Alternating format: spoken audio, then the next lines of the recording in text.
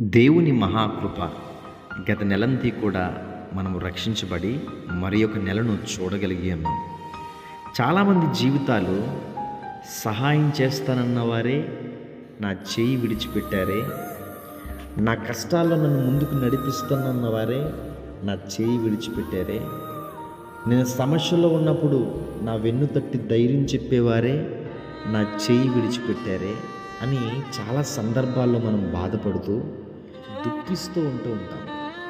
నా ప్రియ దేవుని బిడ్డలారా, గమనించండి, నీ చేయి ఎంతమంది విడిచిపెట్టినా, నీకు సహాయం చేయకుండా నిన్ను ఒంటరిదానిగా ఒంటరివాడిగా చేసి విడిచిపెట్టినా సరే, నీ చేతులను ప్రభువైన యేసు క్రీస్తు వారి వైపుకు చాపితే ఆయన నీకు సహాయం చేయడానికి సిద్ధంగా ఉన్నాడు. అందుకనే కోరాహు కుమారులు చెబుతున్న మాట 88వ కీర్తన భాగము 9వ వచనంలో, బాధ చేత నా కన్ను క్షీణించుచున్నది, యెహోవా ప్రతి దినము నేను నీకు మొర్రపెట్టుచున్నాను, నీ వైపే నా చేతులు చాపుచున్నాను. కోరహు కుమారులు చెబుతున్న మాట, దేవుని వైపుకు తన చేతులు చాచి ఉంచారు.